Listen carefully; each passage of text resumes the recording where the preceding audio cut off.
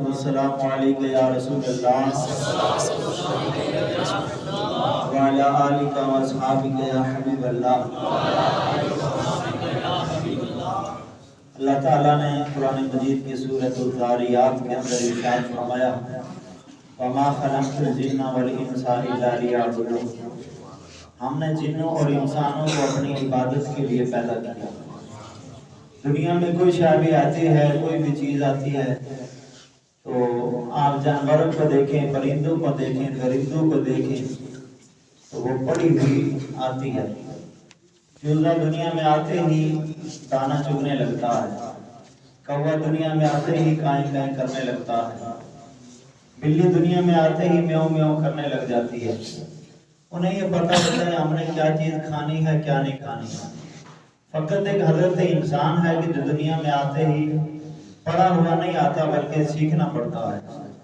کبھی اسے ماں سکھاتی ہے، کبھی باپ سکھاتا ہے، کبھی ماحول دوست احباب سکھاتے ہیں، کبھی استاد سکھاتے ہیں، کبھی پیر مرشد سکھاتے ہیں۔ دنیا میں آتے ہی بچہ چاند کو دیکھتا ہے تو سوال کرتا ہے یہ کیا ہے اور اس کا مقصد کیا ہے۔ ستاروں کو دیکھا تو یہ کیا ہے، اس کا مقصد کیا ہے۔ سورج کو دیکھا تو پوچھا یہ کیا ہے، اس کا مقصد کیا ہے۔ الغرض دنیا کی ہر نئی شے اسے دکھتی ہے، بازاروں میں نکلتا ہے، شہروں میں جاتا ہے تو اسے ہر نئی چیز نظر آتی ہے تو پوچھتا ہے یہ کیا ہے، اس کا مقصد کیا ہے۔ بچے سکول میں جاتے ہیں، کتابوں پہ پکچر نظر آتی ہیں تو پوچھتا ہے یہ کیا ہے، اس کا مقصد کیا ہے۔ لیکن کبھی حضرت انسان اپنی طرف بھی دیکھ کے یہ سوچے کہ یہ 6 فٹ کا قد ہے، یہ کیا ہے اور اس کا مقصد کیا ہے۔ ہر شاید دوسری شاید کو دیکھ کے سوال کرتی ہے کہ یہ کیوں ہے۔ موسیٰ علیہ السلام نے دیوار پہ چلتی ہے چھپکلی کو دیکھا تو اللہ کی بارگاہ میں عرض کی الہی اس چھوٹے سے جانور کو پیدا کرنے کا مقصد کیا ہے۔ تو اللہ نے فرمایا موسیٰ ابھی تھوڑی دیر پہلے یہ جانور تجھے دیکھ کے مجھ سے یہ پوچھ رہا تھا کہ اللہ تو نے اس انسان کو کیوں پیدا کیا۔ میں نے تجھے بھی بے فائدہ بے مقصد پیدا نہیں کیا، اسے بھی بے مقصد پیدا نہیں کیا۔ تمہارے پیدا کرنے کا بھی کوئی مقصد ہے اور اس کے پیدا کرنے کا بھی کوئی مقصد ہے، اور میں نے جنوں اور انسانوں کو اپنی عبادت کے لیے پیدا کیا۔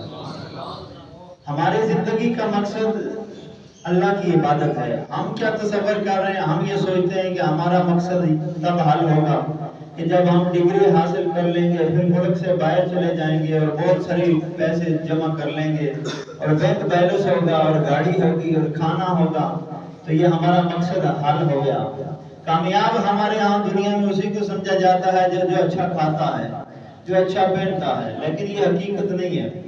اگر کھانا جمع کرنا، بینک بیلنس بنا لینا، بچوں کے لیے لے آنا اگر کمال ہوتا، یہ مقصد حیات ہوتا تو یہ مقصد تو پرندے بھی ادا کر رہے ہیں جو صبح اپنے گھونسلوں سے نکلتے ہیں خالی پیٹ اور چونچ میں بچوں کے لیے بھی لے کے آتے ہیں، اپنا پیٹ بھی بھر کے آ جاتے ہیں۔ درندے بھی اپنے غاروں سے نکلتے ہیں اور پیٹ بھر کے آ جاتے ہیں، بچوں کے لیے بھی لے کے آ جاتے ہیں، اس کے لیے چاہے کوئی بھی راستہ اختیار کرنا پڑے۔ تو اگر یہی مقصد ہے کھانا بنانا، بچوں کے لیے لے آنا، تو یہ تو جانوروں پرندوں درندوں کے پاس بھی ہے۔ مکان کوٹھی کار بنا دینا اگر یہ کوئی کمال ہے تو آپ نے پرندوں کو دیکھا ہوگا کہ بلند و بالا گھونسلے میں تیار کر جاتے ہیں، اور یہ شہد کی مکھیاں حیرت انگیز چھتے تیار کرتی ہیں، اور یہ جو چھوٹی چھوٹی چیونٹیاں ایسی سرنگیں بنا لیتی ہیں۔ تو اگر یہ کمال ہے یا یہی مقصد ہے تو یہ مقصد تو پرندے بھی حل کر رہے ہیں۔ کہ حضرت انسان کیوں کہا گیا، اشرف المخلوقات کیوں کہا گیا؟ اللہ فرماتا ہے ساری کائنات میں نے تمہارے لیے بنائی ہے، تو میرے لیے ہے، کائنات کی ہر شے تیرے لیے ہے، تو میرے لیے ہے۔ زمین آسمان بنائی، آسمان پہ ستارے سورج چاند لگائے، یہ سب تیرے لیے ہے۔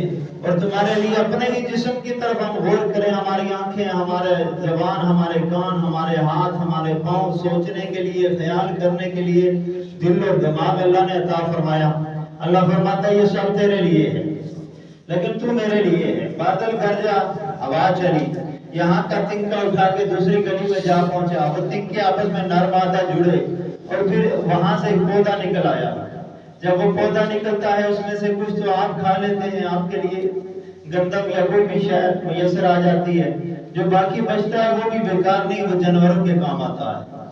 اور آپ بکری لے لیں، آپ گائے لے لیں، آپ بھینس لے لیں، جب وہ چارہ کھاتی ہے ایک ہی آنکھ سے وہ چارہ گزرتا ہے اور دودھ کے ساتھ ٹچ ہو کے جاتا ہے، لیکن دودھ کا رنگ سفید ہے، گوبر کا رنگ سفید نہیں ہے۔ اب گوبر کا جو ملاوٹ ہے وہ اثرات اس دودھ میں ملا نہیں، اب وہ دودھ ہمارے لیے ہے۔ اب وہ جانور کا جو دودھ ہے ہمارے لیے، شہد کی مکھیاں اتنی محنت کرتی ہیں کہ دور دراز شہروں میں جا کے وہ پھولوں کے مختلف رس چوسنے کے بعد وہ آتی ہیں اور پھر آگے شہد جمع ہوتا ہے، تو اللہ فرماتا ہے کہ یہ تمہارے لیے ہے، یہ مٹھاس ہم نے جو پیدا کی ہے تمہارے لیے، لیکن تم کس کے لیے ہو؟ تم میری عبادت کے لیے ہو۔ اللہ نے رزق کا وعدہ کیا ہے، بخشش کا وعدہ نہیں ہے۔ ہمارا الٹا ایک نظام ہے کہ جس کا اللہ نے وعدہ کیا ہوا ہے اس کے پیچھے ہم دوڑیں، اور جس کا وعدہ نہیں ہے اسے ہم بھولے بیٹھے۔ اللہ فرماتا ہے رزق کا جس کے نصیب میں جو لکھا ہے وہ مل کے رہے گا۔ وہ کسی عالم صاحب نے خطاب فرمایا، کہنے لگے کہ جس کے نصیب میں جو رزق لکھا ہوا ہے وہ مل کے رہتا ہے۔ تو ایک جوان تھے، وہ کہنے لگے مولوی صاحب نے ایک ایسی بات کر دی، میں دیکھتا ہوں میں گھر جا کے نہیں کھاتا، اب مولوی صاحب نے جو فرمایا کہ وہ مل کے ہی رہتا ہے تو مجھے کیسے ملے گا؟ تو جب گھر گئے تو اماں جی کہنے لگی بیٹا کھانا کھا لو، کہنے لگا نہیں کھاتا۔ ماں کہتی ہے کیا بات ہے تمہاری صحت تو ٹھیک ہے؟ وہ کہنے لگا صحت تو ٹھیک ہے بس نہیں کھاتا جب تک اللہ خود نہیں کھلاتا۔ ایک دن گزرا، دوسرا دن گزرا، ماں نے پھر اچھا سا کھانا بنایا، دیکھ بڑا لذیذ کھانا تیرے لیے تیار کیا ہے، کھا لے۔ وہ کہتا ہے نہیں جب تک اللہ خود نہیں کھلاتا نہیں کھاتا۔ اب وہ اماں بڑی پریشان ہو گئی، تیسرا دن ہوا تو اس نے اور لذیذ کھانا بنایا، پلیٹ ہاتھ میں اٹھائی اور بچے کے پیچھے پیچھے چل دی۔ بچہ بھی شور مچاتا نہیں کھاتا، اماں میرے پیچھے آنے کی ضرورت نہیں ہے، جب تک اللہ خود نہیں کھلاتا نہیں کھاؤں گا۔ اب جاتے ہوئے ایک جنگل میں جا پہنچا، ایک درخت کے نیچے بیٹھ گیا، آرام آ گیا، آنکھ لگ گئی۔ اماں نے سوچا ابھی سویا ہوا ہے یہاں قریب ہی، یہ برتن چھوڑ دیتی ہوں، اس کو خوشبو چڑھے گی اور جاگے گا تو خود بخود ہی کھا لے گا، شاید میرے سامنے نہ کھاتا ہو یہاں کھا لے گا۔ اب اماں برتن وہاں چھوڑ کے گھر چلی گئی، ساتھ ہی کہیں جنگل میں کوئی ویران گھر ہوا، وہاں پہ کوئی چور ڈاکو بیٹھے ہوئے مشورہ کر رہے تھے آج کس کو لوٹنا ہے۔ وہ مشورہ کر کے باہر نکلے تو کہنے لگے بھائی یہ برتن کیسا ہے؟ دوسرے نے کہا بھائی تازہ تازہ کھانا ہے، چلو بیٹھ کے کھا لیتے ہیں۔ وہ جب سب نے دائرہ بنایا کھانے لگے، ایک بولا کہنے لگا نہ کھانا، کیوں؟ ہو سکتا ہے یار کوئی ہمارا دشمن ہو، اس نے ہمارے لیے یہ زہر ملا کے رکھا ہو۔ سب نے کہا بھائی یہ بھی ہو سکتا ہے، اس میں زہر ملی ہوگی، لیکن یہ کون ہو سکتا ہے ہمارا دشمن کے جس نے یہ زہر ملائی ہوگی؟ چلو بھائی تلاش کرتے ہیں۔ انہوں نے کہا وہ درخت کے نیچے ایک بندہ سویا ہوا ہے، یہی ہے۔ اب وہ سارے یہ انہوں نے جگایا، جھنجھوڑا، انہوں نے کہا اٹھ یہ کھا کھانا۔ اس نے کہا بھائی میں نہیں کھاتا۔ اور اس نے کہا بھائی تمہیں کھانا پڑے گا۔ وہ کہنے لگا جب تک اللہ نہیں۔ انہوں نے کہا اللہ تو بعد ابھی ہم تمہیں زبردستی کھلائیں گے۔ دو نے پکڑا، صحیح جھگڑا، اور پھر زبردستی اس کے منہ میں وہ ڈالا، ساتھ 2-3 لیٹر بھی لگا دیے۔ اب جب واپس آیا تو وہ مولوی صاحب سے کہنے لگا مولوی صاحب برا مسئلہ نہ کیا کریں۔ اس نے کہا کون سا برا مسئلہ میں نے کر دیا؟ انہوں نے کہا آپ کہتے تھے کہ جو نصیب میں ہے وہ مل کے ہی رہتا ہے، لیکن جو نہ لینا چاہے نا تو اسے جوتیاں مرا کے اللہ کھلاتا ہے۔ تو رزق کا اللہ نے وعدہ کیا ہے وہ دے کے ہی رہے گا، وہ مل کے رہے گا۔ کہتے ہیں کہ وقت سے نصیب سے زیادہ نہیں اور وقت سے پہلے نہیں، موت وقت سے پہلے نہیں آ سکتی، رزق نصیب سے زیادہ نہیں مل سکتا۔ تو ہم کیا ہے کہ جس کا اللہ نے وعدہ کیا ہوا ہے اس کے پیچھے دوڑ رہے ہیں، رزق کے پیچھے دوڑ رہے ہیں اور اپنے مقصد حیات کو بھولے بیٹھے ہوئے۔ ابھی دیکھیں نا یہ بجلی ہے، یہ بلب ہے، بلب کا مقصد ہے، اس کا مقصد یہ ہے کہ یہ بلب روشنی دیتا ہے، تو جب تک یہ روشنی دیتا رہے گا ہم اسے صاف بھی کریں گے، اس کی نگہداشت بھی کریں گے اور اسے بڑا سنبھال کے رکھیں گے۔ اگر یہ فیول ہو جائے، اپنا کام کرنا چھوڑ دے، یہ اپنا مقصد چھوڑ دے، تو پھر ہم اسے اٹھا کے کسی کوڑا دان میں پھینک دیں، اس کی کوئی وقت نہیں، کوئی عزت نہیں، کوئی نگہداشت نہیں ہے۔